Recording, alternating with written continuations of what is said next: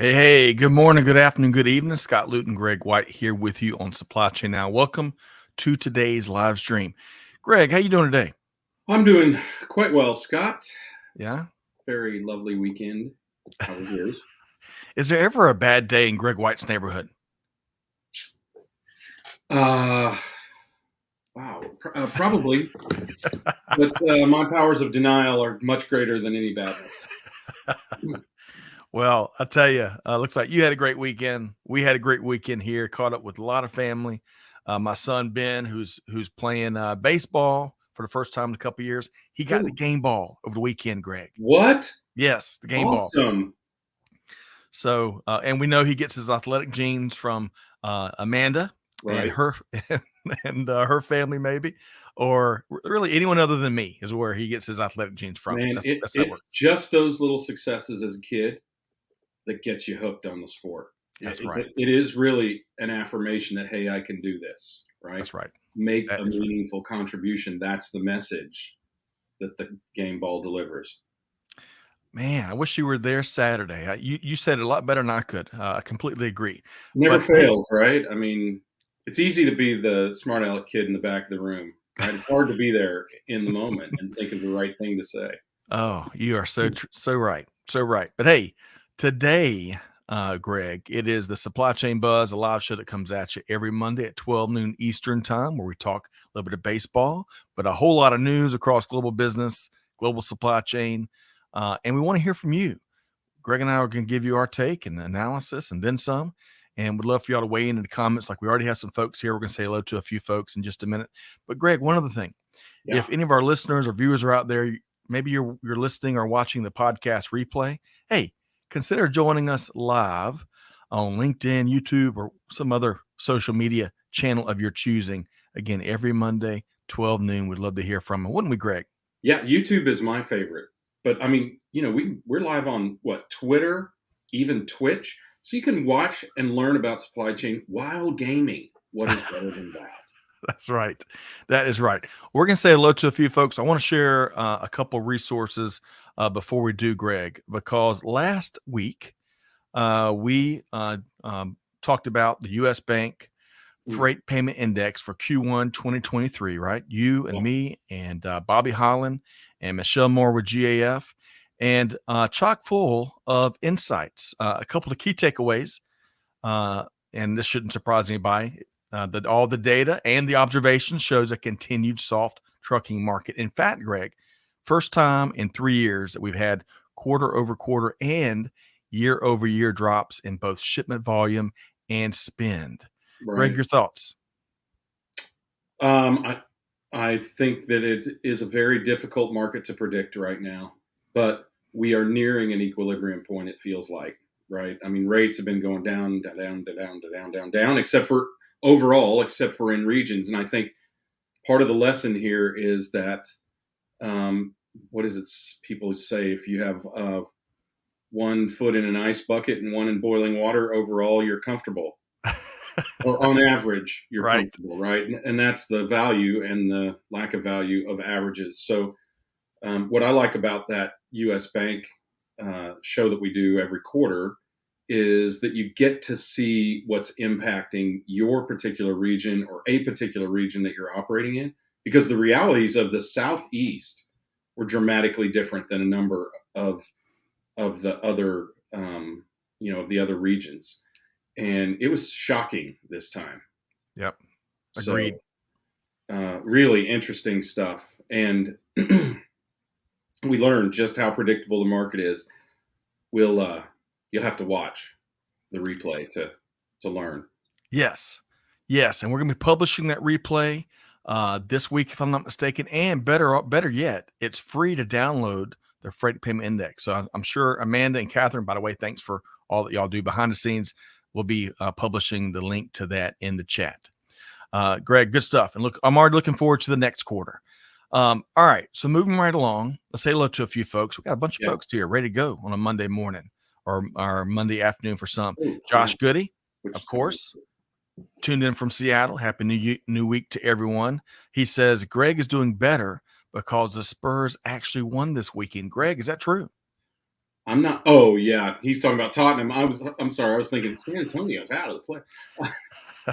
Yes, they actually won. They're terrible. They are completely loaded with talent, including one of the greatest, Harry Kane, who they will Okay. probably lose during or after this season. And it's sort of like if you've watched Ted Lasso. In Ted Lasso, the AFC Richmond gets an incredible player, Okay. the greatest in the history of Premier League football, and they still manage to lose games. That's the Tottenham Hotspur story right now. Okay. All right. More to come in 11. Uh, Right. and the traffic report. That's right. But of course, kidding aside, Josh, always great to have you. Eric's tuned in from Ecuador via LinkedIn. Great to see you, Eric. Chiquita tuned in from, hey, Savannah, Georgia. What Our a neighbors. That's right. Especially Greg's neighbor. Yeah. But Chiquita via LinkedIn, great to see you here today. Brian tuned in from San Diego, great to see you. Muhammad tuned in via LinkedIn. Muhammad, let us know where you at this morning. David Glover from Southern Minnesota. Do you think Southern Minnesota is as cold as Northern Minnesota, Greg? That's a great question. In the wintertime, it is every bit as cold. Yes. Right. Yeah, And I've been there in the wintertime. So, when I was implementing technology, the sales guys would yeah. go to those northern states in the summertime. And with our sales cycle, I seemed like I was always implementing in the wintertime. Yeah. Oh, Okay. All right. Well, wicked. hey, oh, But snowmobiling is fun. over the weekend, a dear friend of mine who's a Minnesotan and also a long-standing Twins fan was sharing with me, a big Atlanta Braves fan, the play where Ron Gant was pulled off first base. Now, there's still a lot of contention. That was from the '91 World Series. Yep. Um, Kent Herbeck was a big first baseman that Big. that's They right, that all are. committed. The Giants. Yeah, Yeah. they sure are, man. They sure are. Well, hey, anyway, great to see you here, David Glover. Zakia, great to see you here via LinkedIn. If I got your name wrong, my apologies. Let us know phonetically. It's important to get everybody's name right. Let us know where you're tuned in from. Hey, Greg, old Gene Pledger from Northern Alabama is back with us. Old Gino, how's he doing, you think? Yeah. Well, I bet he's doing well. Does it feel like the weather's broken and we're now going to be we're headed towards southern summer? I think so. It I felt a little bit like that this weekend, right? When I got agreed. up at like 5:30 this morning, it was already 70 degrees. Mm, So, mm. and humid, right? Goodness oh gracious. yeah, Hey, really quick side note, as Amanda yes, is reminding me, the U.S. Bank Freight Payment Index Analysis, the show we just talked about, publishes Wednesday. yeah, All right. Lastly, I want to point this out. And hello, Jose and Brian and Kenneth. I want to go back, and Sheldon's here with us. I want to go back to this kind comment from Helmet. Helmet, great to have you here via LinkedIn. Always a pleasure watching the Supply Chain Now Dream Team, Scott and Greg. Man, really appreciate it. Greg, that's awful kind, isn't it? it is, isn't it? Yeah, thanks, Helmut. All right, You folks. know, Welcome in, everybody. Welcome in, everybody. We're going to share one more resource with you. Actually, about 17 with this next thing, Greg, because our aim this weekend, as we mm, published With That Said, our weekly LinkedIn newsletter, we're sharing very practical tools, in this case, 6 more tools for doing it better, faster, stronger. So we're approaching 22,000 subscribers. And Greg, we focused again on practical tools. You see that image behind the graphic? I try to get the garage effect going there. yeah. You see What that? is it? That's my question. Uh, I didn't get to read this one, so is it anything it or uh, a so that's particular it? that's a great question. That's a great question. And the titles and the lack of characters you have with these things are always the most challenging. It Oh, challenges my succinctory muscle. I'm gonna ooh, I make up that like word.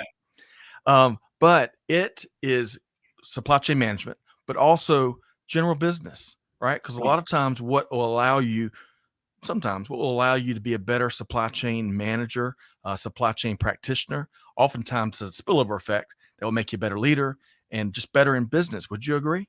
Absolutely. I've seen companies. Henry Schein comes immediately to mind. I've seen companies completely transform from a merchandising or or product management and sales Mm. driven company to a supply chain driven company, wherein the supply chain organization developed a lot of discipline, accountability, and metrics.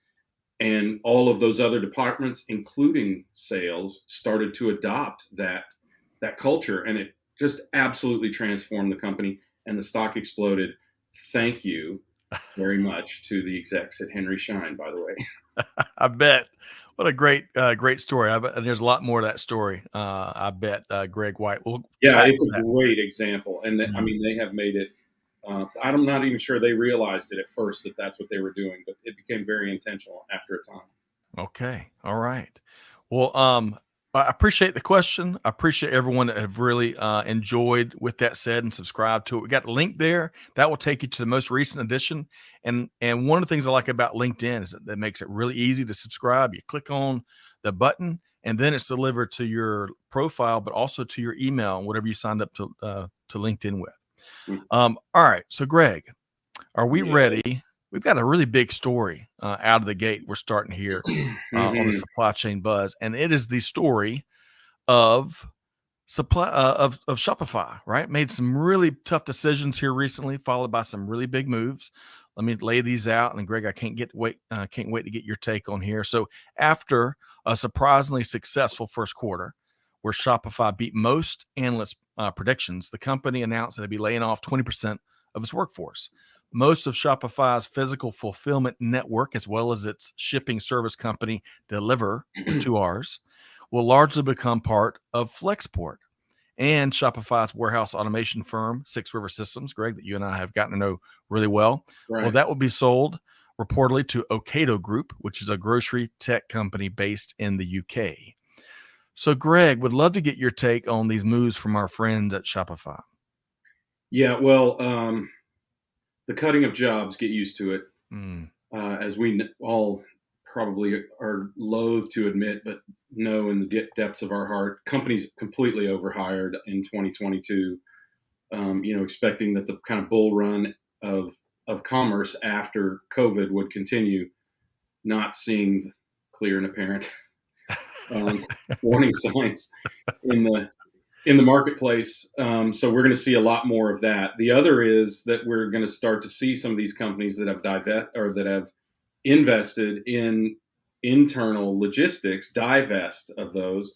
Shopify is a little bit more challenge or is a little bit more surprising than who was the retailer who bought their own logistics thing and recently divested of that. American Eagle. It was American Eagle. Yeah, okay, it was them. Okay. That's not surprising because I don't know how they would have monetized that, right? Mm. Shopify could have monetized it. I think they struggled to do so, and they invested way too much. They invested $2.1 billion in Deliver, and they're effectively getting $1 billion for it. If Flexport is really still worth $8 billion, which it's not, it's probably worth half to a third of that. So they're getting somewhere in the hundreds of millions of dollars for an investment that they put $2.1 billion in. That happens. It happens. Honestly, I think it was actually a smart decision by Shopify. Mm-hmm. It was just poor execution. Mm. And the article goes a little bit into that. And then the poor folks at Six River Systems, I'm thinking of, names I don't want to mention, but all the people we know there who have just an incredible robotics platform for creating efficiencies in the warehouse and elsewhere. That those poor people have been kind of dragged around because they operated independently with Shopify. Then they were just brought into the fold just recently and now ejected again to be part of Ocado or whatever they're called. But I think a better fit for Ocado.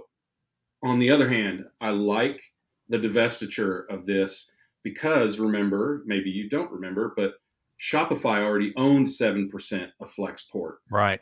So it's effectively a captive vendor because this sale should, I think they own 13%. I'm sorry. Yeah. High teens. Yeah. This sale should get them to almost 20% ownership of Flexport.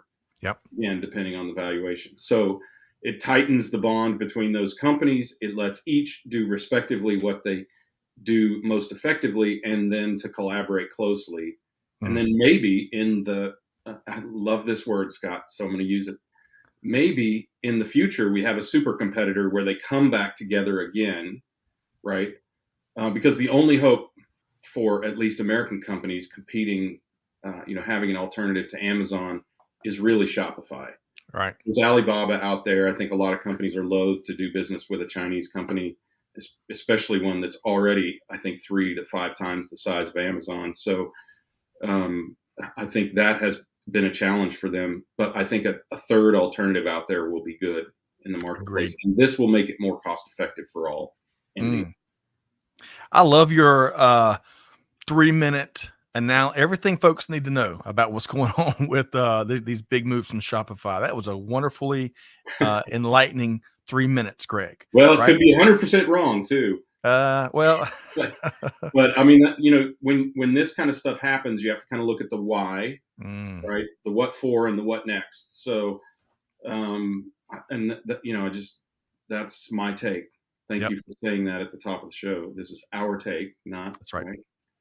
That's right. And hey, folks, this is our take, Greg's take. We'd love to get yours. Takes out there, yeah. That's right. Let us know what you think about the moves being made. We'd love to hear your perspective. And hey, we're going to move on to the next story, but it doesn't mean you can't comment on the first one or the second one or the third one, whatever. Let us know. Okay. Or the one last week or the one last year. We'd love, I'll tell you one of our favorite parts, Greg, we talk about this a lot internally during team meetings and everywhere else, is the feedback we get from the market, right? Mm-hmm. Whether it's insights and takes or whether it's general feedback about, hey, I like this show, I don't like that show, or whatever. Or you're a dummy. Why did you say that? Right. So, hey, you're channeling kind of Fred Sanford there. You big dummy. Oh, it was one of the greatest shows, greatest characters. All right. So, Greg, let's go to our next story here, because we're talking about one of our favorite sectors, one of our favorite parts of industry, and that's the manufacturing industry. And in particular, this story here from our friends at Manufacturing Dive is talking about how technology is being used to keep the workforce safe. I love this theme and I love this marriage. And some of this stuff we already, won't surprise anybody. But let me give you a few examples from this article from Manufacturing Dive. The automation age, Greg, as it does, it marches on. Drones and bots in particular are taking over some of the more dangerous tasks at plants. Some of the examples cited here was the inspection of pipelines and other structures, right? Predictive AI, artificial intelligence, is being applied to optimize maintenance programs, including eliminating some completely preventable heavy maintenance activities, which can oftentimes present some safety risks to the humans that have to perform them, right? Right. AI is also being leveraged to ensure PPE, personal protective equipment, is being worn by the workforce. As someone that's forgotten their safety glasses and hard hats in my journey, I can appreciate that. And then one last thing, I want to touch on lockout, tagout. Critical, long-standing safety procedure used to make sure equipment that's being worked on is not being powered, right? It's being shut off to protect those workers that are in there with their all their digits in there, right? I've seen ways that digital approaches are being used more with lockout, tagout to literally save more lives. I mean, I think OSHA, when you look at and I'll have to pull this data, when you look at all the violations that OSHA cites, lockout, tagout procedures is always a heavy hitter. And it should be. Greg, a dear friend of mine, his name's Robert. Robert led a lot of safety programs when I was in and supporting the manufacturing industry, right? And one story that he shared and would always get everyone's attention in those OSHA 10-hour workshops, I think is what we called them, is the story of a father-son maintenance team, right? And I'm not sure if this was a manufacturing environment, but they were going into a large bathroom, right? Because their lighting fixtures were out.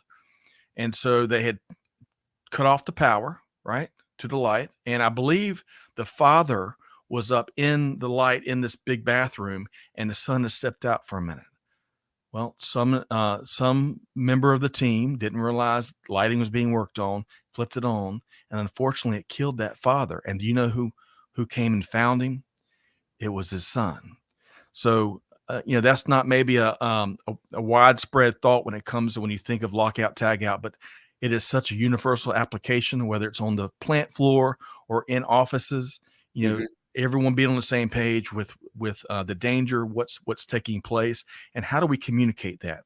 Big digital gains can be had in this one area. So, Greg, love to get your thoughts on the manufacturing environment and some of the safety gains we're making when it comes to technology. Well, I mean, I think artificial intelligence is really human intelligence that just never forgets, right? And it never cuts corners, as the article talks about. When you're Mm, doing repairs, sometimes you have a tendency to cut corners. It you know it it's kind of an always on kind of thing. So once AI understands the dangers in let's say repairs or yep. certain jobs, it can compensate for that, right? It can always be on guard for that. It never gets in too much of a hurry to do it. It never. I'm curious how it reminds you to put on your safety goggles and right, I think it and hard hat. shocks you. Frankly, I never needed that reminder because I loved wearing a hard hat. Right? Being an office guy, going anywhere where you got to wear a hard hat, I was Oh, I'm with you. all over it. Yep. But that's the benefit. The real benefit of AI is it's human intelligence that never forgets, never cuts corners, right? Never does the wrong thing unintentionally or intentionally, and that it gives us a lot more potential safety. And I think we've talked about what technology is good for, Yep. and that is the dark, dirty, dull, and dangerous. And this particular thing used as a safety mechanism just helps assure it even more effectively. And the preemptive nature of what they're talking about, right? Hey, if you're gonna work on this, do this, or if you run this thing this way, or if even the AI can say, let's run this at this many RPMs, it will never need to be maintained, for Yep. instance, right? So I love that we can get to those sorts of predictive things. And I am thankful that we are, the incoming workforce and our generation are so accepting of technology and not afraid to lose their jobs because of it. Because there are some incredible assistance that we can get from technologies that will make our job more satisfying in Right. any case, and certainly safer. Well said. And on that last note, safety, whether it's with technology or without, the mindset of, hey, it's what could happen, right? And what are we getting out of playing the percentages? I'm telling you, that's how really bad things happen. So take a second look, do a walkthrough of your plant or your facility, and with eyes wide open, right, rather than where you typically go, what you're typically addressing, and really think about what Mark Preston calls rattlesnakes, because they may not bite you today, but they're going to eventually catch up and bite you.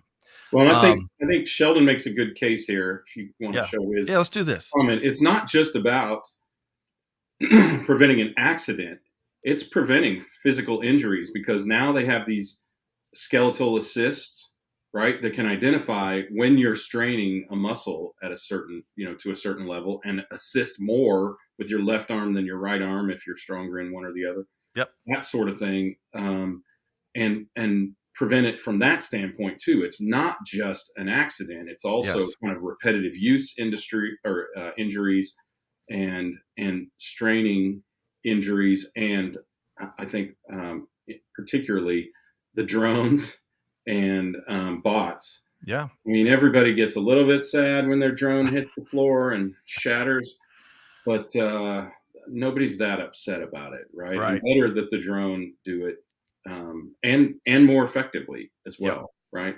I can tell you, as someone who's crashed a drone into a tree, Yeah. that I was much more happy that it was a drone carrying a camera than a person carrying Right. a camera, right?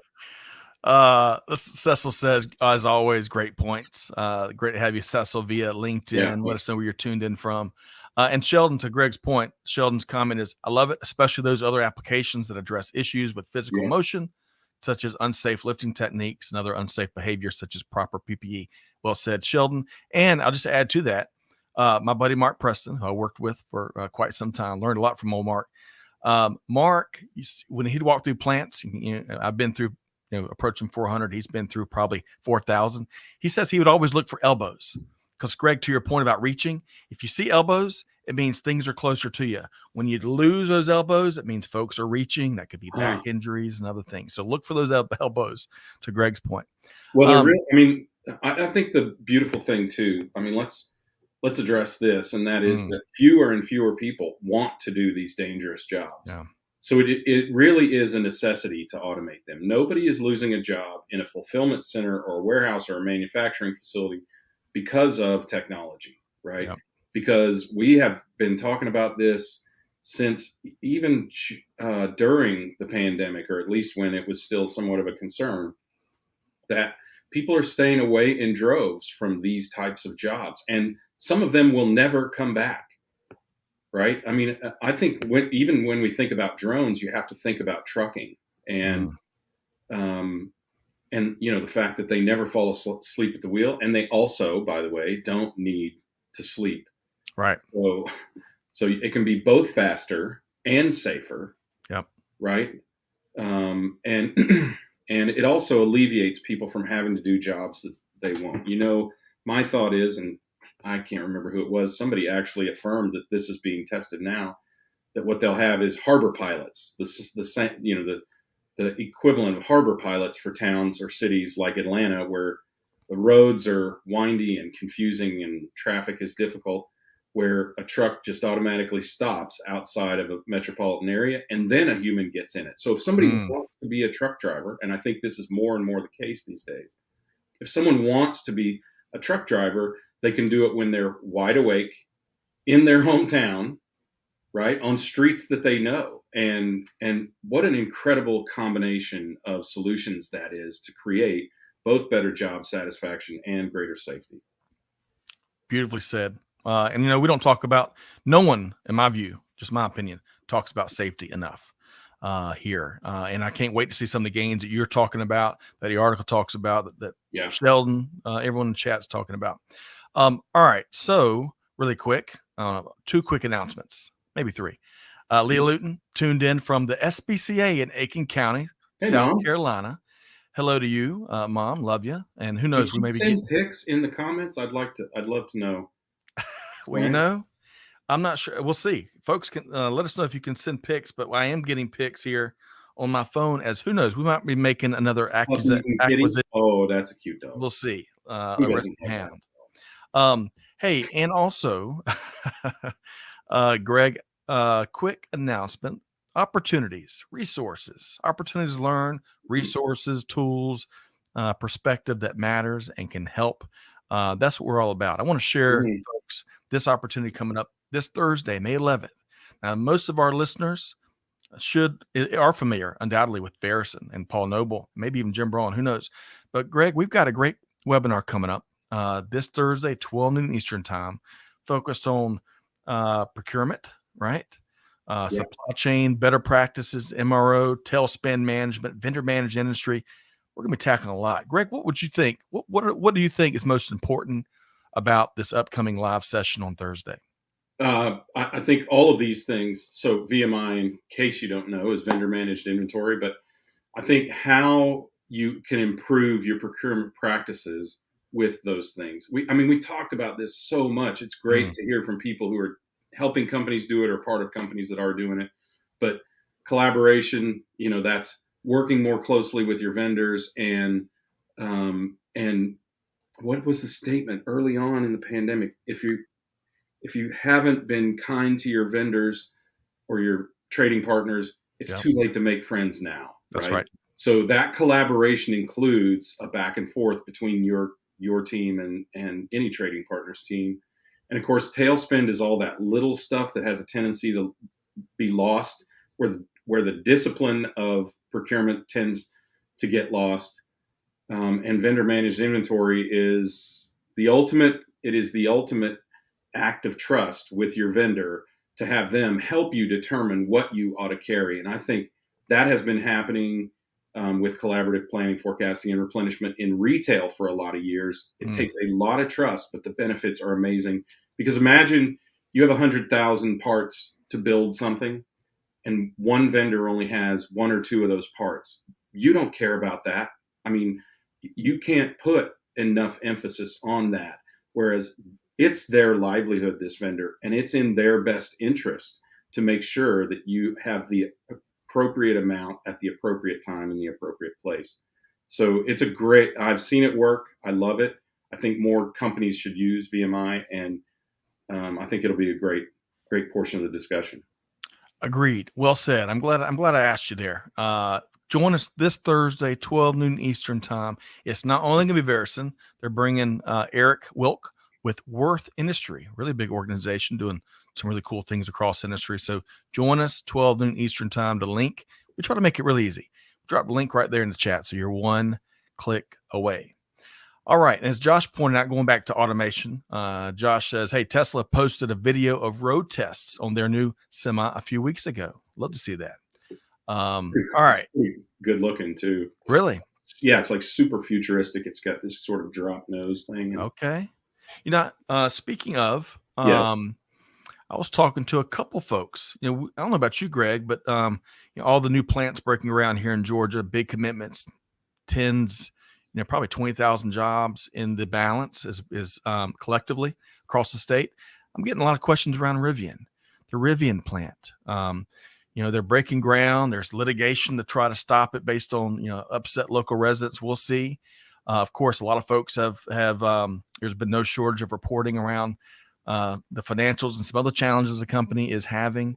But we'll see. Yeah. They could be, who knows, in a few years, they could be churning out hundreds of trucks so they can sell and drive some revenue a week. We'll see. Greg, any thoughts around Rivian and all these other EV manufacturers out there that are seems like breaking ground on every street corner, huh? Yeah. I have a simple thought.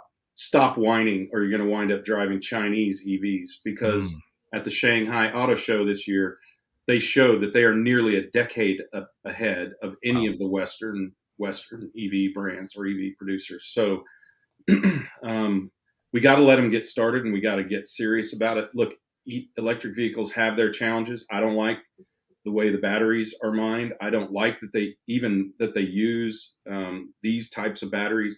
I don't like the consumption of all of the rare earth minerals, and I don't like that they are powered by largely a coal-fired electric grid. I mean, let's face it, electricity is still powered by coal, and all we're doing is taking cars that that produce carbon emissions. We're producing a ton of carbon emissions to create these EVs that in their current lifetime they cannot offset, right? So there are a lot of challenges with EVs, but we have to let progress take its course, because remember, if Henry Ford had given people what he wanted, he would have developed a faster horse, right? Not the automobile. What the people wanted, right. Greg? And by the way, at the same time that he developed the Model A, he also built an electric car, which his wife preferred because it was much less noisy. But that was unfeasible and unacceptable to consumers at that time. So interesting. Let's not go back to like 1903, please. So let's embrace it, and then find ways to address and improve some of that baggage that you mentioned that comes with it, right? God, it may literally be now or never. I mean, when you look at what's happening in China, they are outlawing ICEs, internal combustion engines, as of July of this year. They have cars on lots that may have to be given away or crushed as brand new vehicles. So the pace with which people are adopting EVs in China is far higher than it is in the West, but it is also accelerating in the West, and we have to have effective technology before we hit that inflection point, or else we're going to have real troubles. There's a very real possibility that the car you're driving right now will be worthless in 3 to 5 years. Wow. 100% worthless. Man. All All right. I want to add Russ. So Russ Gold, great to have you here. He says many studies show that using an EV on a coal grid is less carbon and pollution intensive than using a combustion engine. And I think he Haven't also, seen one of those studies. Love to yeah. see that. Okay. Well, Ross, great to have you here. Thanks for sharing. And I think he dropped a link. We'll have to check that out. Yeah. All right, Greg, folks, if you're not buckled up already, as we have about the halfway point of the supply chain buzz, you might want to get all arms and legs in the vehicle and triple buckle up. We'll see. But I want to share a really interesting, whether you like it or not, kind of like EV, whether you like it or not, we got new markets that are just blowing up. And one of those is the cannabis industry, right? So, Greg, I want to walk through this for a second, and then I can't wait to get your take here. So, as reported by CNBC, Delaware became the 22nd state to legalize the recreational usage of marijuana in April. States such as Florida, Minnesota, Ohio, and Pennsylvania, is who the article cites, as may being the next states to do so. In fact, medical and recreational marijuana sales are predicted to reach close to, Greg, $34 billion by the end of 2023. That's a bunch of money to be made there.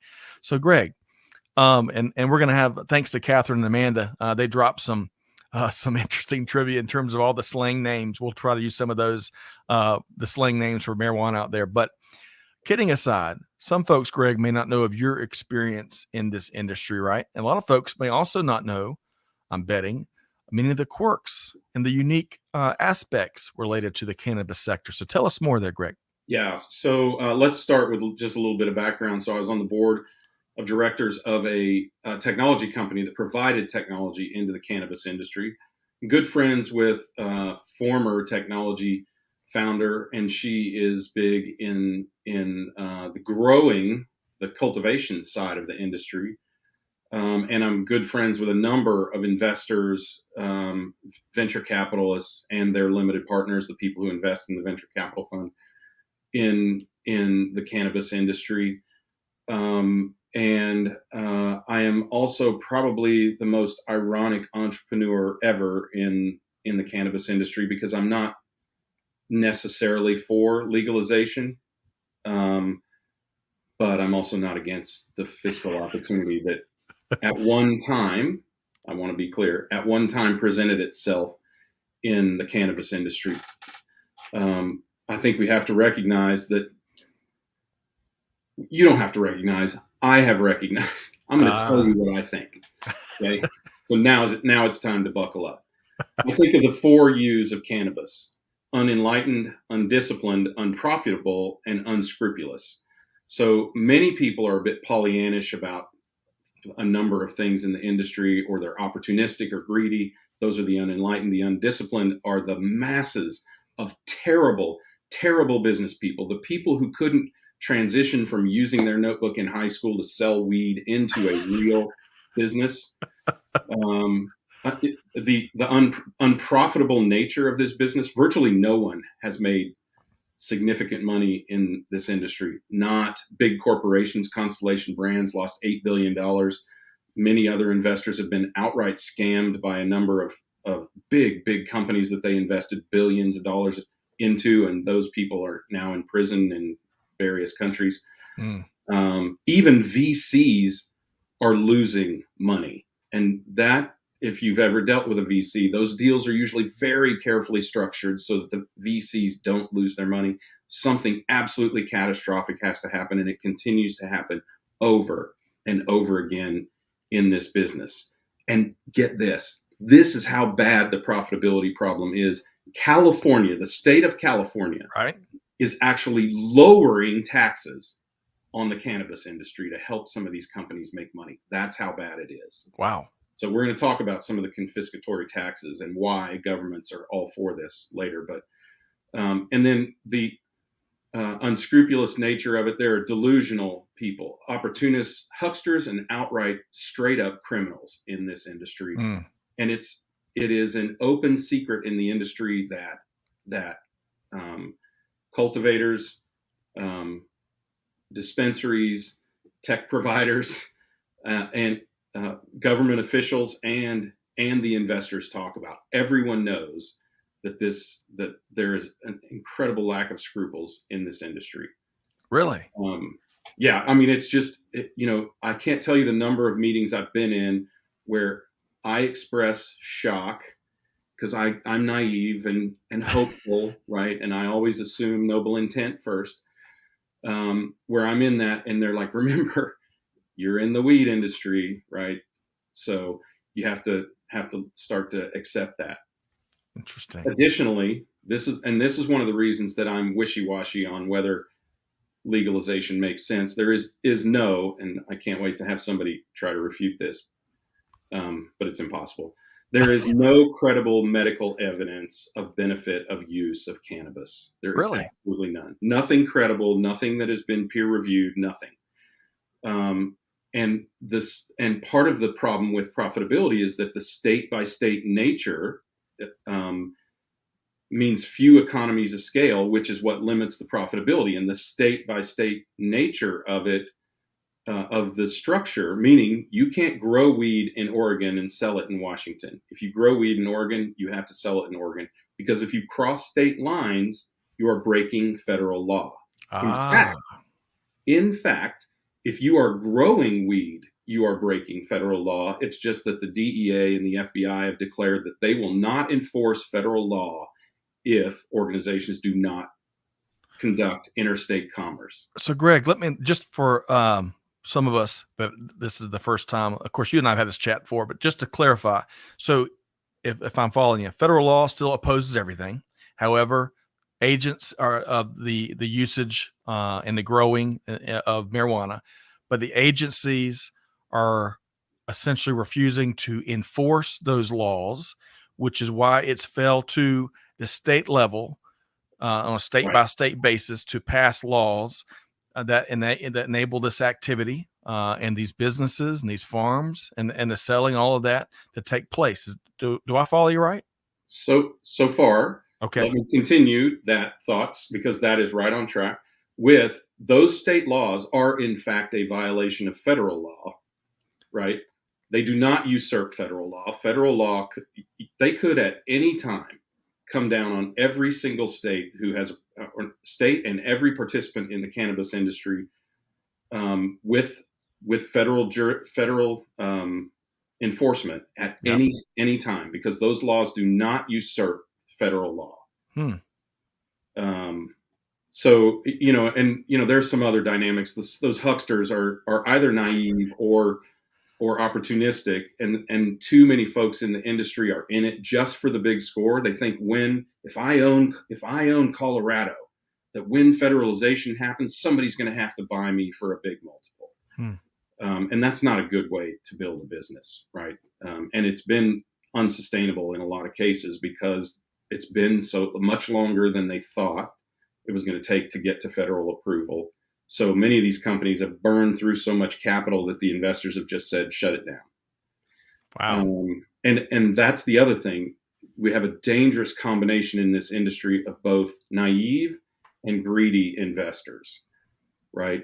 People who don't understand the economics of a tech business or of a farming business, which, by the way, is all that cannabis is. Now, let's just say someone was to legalize wheat.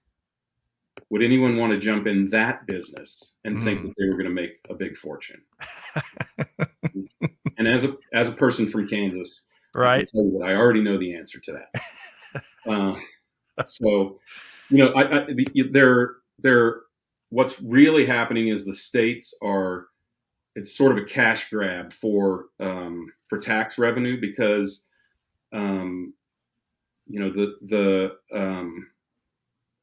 they have these confiscatory tax rates, and the way that the tax rates work encourage illegality. So in California, 3 of 5, this is an old statistic, so forgive me if this has gotten worse or better, unlikely better. In California, 3 of 5 dispensaries that display a license are a fake license. 3 of 5? Because that's right, 3 out of 5, 60%. So if you are a legitimate dispensary, you're subject to somewhere in the neighborhood of 40 point something % tax because of the rates that they have on the cultivators and the producers and the converters and sales and excise tax and all this other stuff that is basically keeping California afloat right now.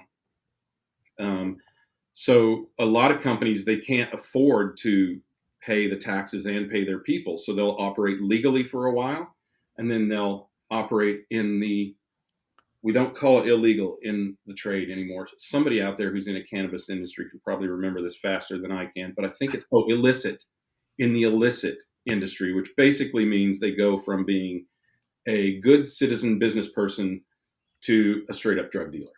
Wow. From time to time. So that's another challenge. The other is the falsehood, as I mentioned, of the health benefits. I am unconvinced that weed is good. Greed, still not sure I'm convinced that's good, but we'll let that for another day. Look, the thing you have to acknowledge here is that weed is 12 times as strong as it was in the 70s and 80s. Really? And there is more credible evidence of it causing anxiety than of it solving anxiety. Now, remember, if you've probably heard this, Scott, I know you never smoked weed, and of course I didn't. But remember people talking about getting the munchies and then getting paranoid? Okay. Paranoid is another euphemism for anxiety, right? Really? Well, I mean, it's substantially the same thing. Everyone's out Okay. to get me. And I think in this day and age, anxiety is how people, kind of manifest that. And this is 12. Remember, this is paranoia times 12. So there's a significant and traceable reduction of cognition. But this is the upside of the cannabis industry. It is good for the snack industry. It has been very good for Doritos and Goldfish and things like that. Really? Yeah. Man. All right. So, Greg, if I may, if you're good, this is a good pregnant pause for a second. I want to share a couple comments. Greg, is that okay? Yeah, sure. Let's see here. Sheldon says, don't get me started on cannabis. If you can believe it, get this. Jamaica, he says, is importing weed from Canada of all places. He's shaking his head. Love that. I used to know, and about 40 years ago, an exporter to Jamaica of fine Midwestern crops. Wow. Yes. How about that? To Jamaica, of all places, right? So it's crazy. It's an see. island, right? And it's not the best. Neither, because it's a very rocky island. It's not the best. Yeah. Cultural or agricultural area for this particular product. Let's see here. Josh says you are citing those 3 of 5 businesses in California, fake licenses. Josh says Colorado, similar numbers for fake licenses. And then Sheldon has some other comments here. I think we're gonna have to get Greg and Sheldon teed up for a show. He says weed is good, and he says these GMO weeds are a lot stronger than the natural weed that we have in Jamaica. It's true. This is man. I'm getting like a full blown. I think we're all getting a full blown cannabis education here. Greg, your comment? Even natural weed is stronger than it used to be because they've bred it to be so. But what he's talking about, they call designer weed, and that is where people do a GMO technique to create a super weed, and the claim is one weed is to make you powerful, one weed is to make you calm, one weed is to make you this or that or the other thing. The truth is I have not partaken of any of this weed, so I can't say for myself, but I have consulted some experts. Yeah. On consumption, and these experts, believe me, they are experts. I think we all probably went to school with some experts in our journeys, right? These experts are absolutely certain that most of those claims of those designer weeds are completely false. So, and there's no way to trace it. Right. Well, folks, are you ready for an on the other hand? Oh, please. Yeah, please. Okay. Yeah, absolutely. So this is on the other hand, and this is the way I look at it, because the wolf does not concern himself with the opinions of the sheep. So On the other hand, there is opportunity for those who are unimpaired, right? Because I believe that Colorado is a great example of this, and I've seen it firsthand. I've heard it anecdotally, and I've seen it firsthand. It reduces the pool of cognitive individuals who could be legitimate competition in any business environment. I don't mean just in the weed industry, because, by the way, I don't participate in any way in the Yeah. cannabis industry now. Yep. But entire states like Colorado and California have seen a degradation of cognition, and so it reduces the people that could effectively compete against you in any business. Now, the other thing is that on federal legislation, which is when the real money, the smart money, the big money, the Blackstones, and some of these other companies will start to come in on it, the big corps will gobble up the remaining survivors, of which there will be very few because they're burning to the ground really fast. So the survivors will make bank. They'll make bank. They'll make a multiple. They may be so far in debt by that time as to only keep them out of prison, but they will make a pretty good multiple at that time. And the unimpaired will continue to feed on the consumers of the product to make money. There will be all kinds of opportunities to make money off stoners, just like there always have been. But when legal, more people, it is absolute fact that more people do partake in the devil's lettuce. That's my favorite term for it. Right? Favorite term for it, right?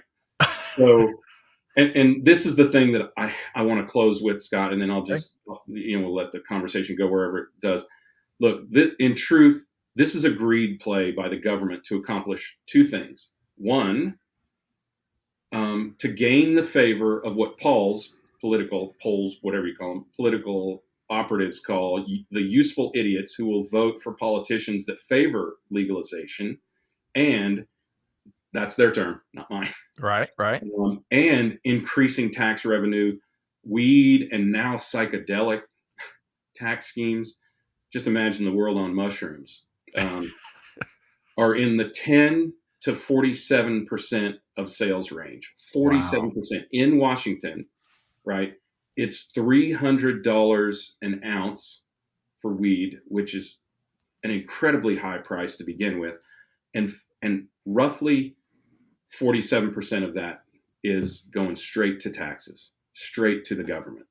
So all of you out there who think you are subversives and think you're bucking the system and sticking it to the man, way to give the man a big paycheck.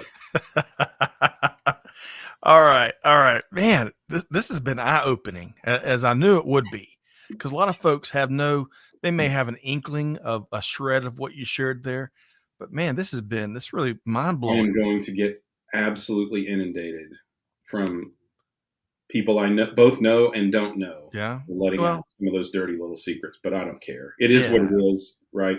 Everyone knows. Everyone in the industry knows, except for those. What did I call them? Delusional. Yes. Except for the all unenlightened, Pollyannish, delusional. Yes. Well, Sheldon offers up a rule.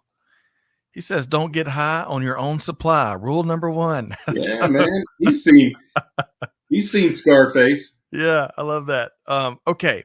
Man, we have really run the gamut here today on the supply chain buzz. So, Greg, that took a long time, didn't it? I didn't think that part of the conversation was going to be that long. I knew, and we're still probably scratching the surface from what else you could share. But I really think that should be eye-opening, especially of an industry that, even if everything you shared, even if folks, are not going to make a dime, it's still, the demand to one of your points is going to continue growing as more and more states pass legislation that opens up to new markets.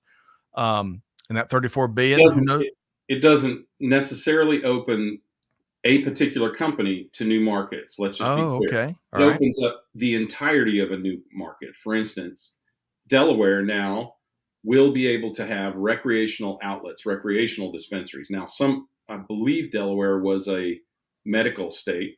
Yeah. Before. So some of those will convert into medical. Gotcha. Georgia, by the way, is going to become a medical state, medical marijuana state. I thought you had mentioned when I was thinking of new markets, I thought you'd mentioned that when it becomes legal, I thought you said something federally. like folks tend to be more apt to try it and buy it and whatnot. Did you say that? Oh yeah, Okay. grandmas, grandpas. I have been to what they call MJ BizCon a number of times, which is the annual conference. And this is another ironic thing. If you Okay. don't think the baby boomers are running the weed industry, you have got your head up your pipe. Um, Well, here's an interesting take from Owolabi. And Owolabi, great to have you here today. He says cannabis is illegal in Nigeria, but it finds its way into the country from Canada. Again, who'd have thunk? mhm. It seems to be a big business out there. I've read about cannabis oil used for medical purposes. This must have been achieved through labs and academic research. I don't know. Nope, Greg? it was No? not. Nope. Okay. All right. We're gonna have to we're gonna take a deep dive It into was this not. And in industry. fact, that's a big issue in the industry as well, which is whether CBD oil, which is less than 0.3% THC, Yeah. has any effect or whether it's completely a placebo effect. THC um, is completely unregulated, meaning Interesting. someone could say they're putting 12% THC in there, but they may not be. Okay. So, All right. Well, hey, folks, man, what a great, Greg. Thank you, by the way, for your takes here today, especially on that last story. Folks, I want to encourage y'all before we wrap here today, again, check out With That Said. It is just this latest edition is just as wide ranging as the today's show. In fact, one of the things we touch on there for some of our listeners and viewers that may be at Gartner Supply Chain Symposium this week, Karai Koze offers up some tips for if you're a first timer, perhaps how you can make the conference more successful. Greg, I know you've been there plenty of times. We were there last year, as a matter of fact. A lot of good stuff coming, and we're going to get an update. I think next Monday from our dear friend Constantine, who's down there at the Supply Chain Symposium. He's going to be bringing key takeaways back, Greg. So it should all be right. a great show next week, huh? Can't wait to hear. I mean, I think now that we're back in person. This thing, I know they did it before, but it feels like this year, they're going to have a lot more attendance. So Yeah, agreed. Agreed. All right, folks, that's where we've got to leave it here today. But that's what I'll wrap with, Greg. I had a great call last week with a dear friend. We can't name any names, but this is an award-winning chief supply chain officer for a company that is on the move big time in retail, a very big footprint. And mhm. one of the very poignant things he shared with me, Greg, last week on a private call, was how now that we're all in the post-pandemic era, right, firmly with both feet, both hands, everything, how that's taken some of the pressures we saw for, I'll call it 2 years off the impetus to drive change. And that was one of his top concerns, right? Mm. Of how the industry's got to keep driving for change and resist all urges to do business like we did in the past. No And backsliding. Yes. no backsliding. Thank you, Greg. And that really, that was one of part 3 or 4 conversations that we had kind of on the private side. And, clearly that's something keeping up some of our supply chain leaders up at night. Unlike some of the other, I'll call traditional leaders that are clinging to 1982. We'll pick on that year, and we can't do that. No. So, Greg, your last thought here along this no backsliding idea, and then I'm going to wrap. The only reason we got away with our old techniques and our lack of discipline and lack of accountability and lack of metrics in supply chain before was because nobody knew who we were back then. Right? They didn't know what supply chain was, and all of us can verify it from any cocktail party that we ever went to. When as soon as you said the word supply chain, people's eyes glazed over, and they went and found somebody more interesting to talk to. Right. Now it's something of interest. It is, as you say, what's been seen cannot be unseen. Right? I can't unsee that. And now we are in the forefront, whether we want to be or not. You are risking your work life balance, your work life and your balance, and potentially your company by backsliding. Mm. Because the main thing that has changed, we talk about all the time, all these new disruptions and all this thing. Look, we've worked through wars before. We've worked through heavy weather before. Hell, ships have even gotten stuck in the Suez Canal before. And you know why nobody knew it? Because nobody gave up back then. So the difference is that people care about supply chain, and you cannot exist in the shadows anymore. Mm, mm. Beautifully said. Great challenge to everyone out there as we wrap. I'm Greg. glad we have 5-second delay. Yeah. Well, beep, beep, beep, beep, beep, beep. Yeah. No, folks need to hear it. And I love you throwing that gauntlet down, just like I loved hearing that from who I spoke to a couple of times last week. Folks, we got to lean in. You got to lean into the friction that is driving change, all the pushback, all the but this, we've always done it this way. But the pandemic's gone. We can go back to the easy. Folks, got to tune all that out. Blessed are those that are driving change in this new environment, because this is the environment. So with that said, preach it, brother. That's right. Deeds, not words. Right. Take some of this insights that we've shared over the last hour, all the goodness that Greg brought here today, and take action. Right. Your team is crying out for it, for sure. Right. Let's empower them to be more successful than they've ever been before. Join us Thursday, 12 noon Eastern time. It'll be a great conversation. Most importantly, Greg, on behalf of our entire team here, and by the way, and growing team, we should give a shout. We should have started the show. Tyler Ward. That's right. Big shout out to Tyler Ward, who joined us officially here today. Can't wait. We should share his LinkedIn profile. Can't wait to keep doing the. He's going to help us spread more good news and shout it from the mountaintops, and hopefully help a lot more folks as we look to help support the changing of an industry. So with that said, we got to stop there. With that said, folks, on behalf of our entire team here at Supply Chain Now, Scott Luton challenging you to do good, to give forward, and to be the change that is needed. And we'll see you next time right back here at Supply Chain Now. Thanks, everybody.